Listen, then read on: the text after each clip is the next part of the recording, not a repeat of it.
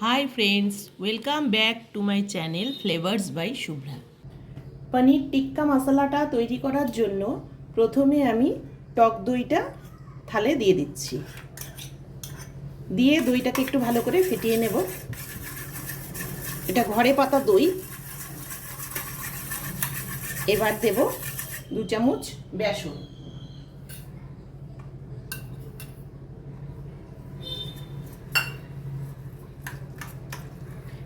বেসন দিয়ে দিচ্ছি আদা রসুনের পেস্ট। একটা কাঁচা লঙ্কাও দিয়ে দিয়েছিলাম। এবারে দিচ্ছি হলুদ গুঁড়ো, দিচ্ছি লবণ,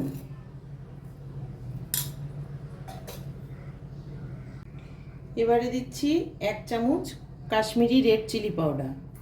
সব শেষে দিচ্ছি কসুরি মেথি। এটা একটু হাতে ক্র্যাশ করে দিয়ে দিচ্ছি। এবার ভালো করে এই মশলাটা একসাথে মিশিয়ে নিয়ে তারপরে পনিরটাকে দিয়ে ম্যারিনেট করব। এবারে আমি পনিরগুলো দিয়ে দিচ্ছি।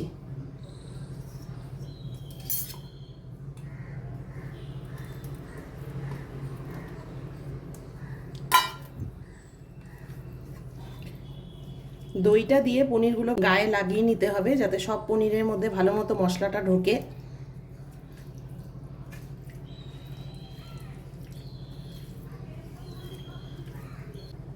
এবারে আমি এটা আধা ঘন্টা রেখে দেব। পনিরটা রেস্টে রেখেছি আর এদিকে দেখিয়ে দিচ্ছি পেঁয়াজ নিয়েছি এরকম কিউব করে কেটে, ক্যাপসিকাম নিয়েছি আর নিয়েছি টমেটো। এখন আমি ফ্রাই প্যানটা গরম করে নিয়ে দিয়ে দিচ্ছি সাদা তেল। সাদা তেলটা অল্পই দিলাম, একটু বাটার দেব। তেল গরম হয়ে গেছে, এবার আমি একটু বাটার দিয়ে দিচ্ছি।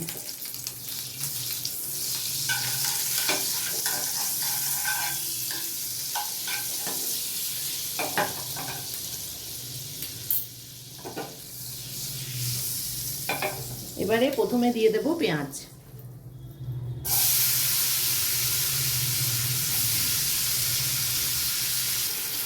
পেঁয়াজটা একটু লালচে হয়ে গেছে, এখন দিয়ে দিচ্ছি ক্যাপসিকাম।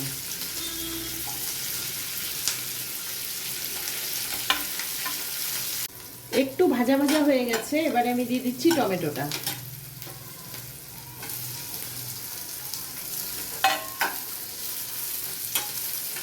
পেঁয়াজ, ক্যাপসিকাম, টমেটোটা কিছুক্ষণ ভাজা ভাজা করে নিয়ে এবার দিয়ে দেব পনিরটা, যেটা আমি ম্যারিনেট করে রেখেছি।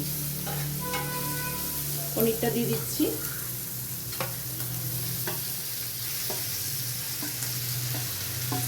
এটার মধ্যেই সব দেওয়া আছে, আর কিছুই দিতে হবে না, শুধু একটু ভালো করে কষাতে হবে।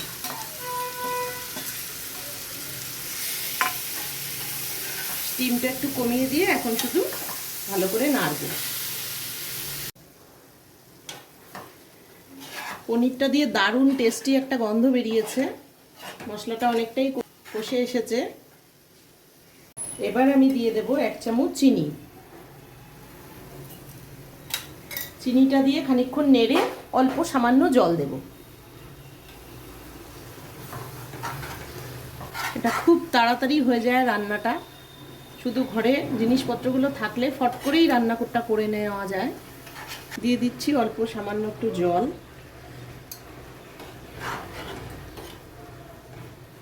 রান্নাটা আমার রেডি হয়ে গেছে, এখন আমি তুলে নেব।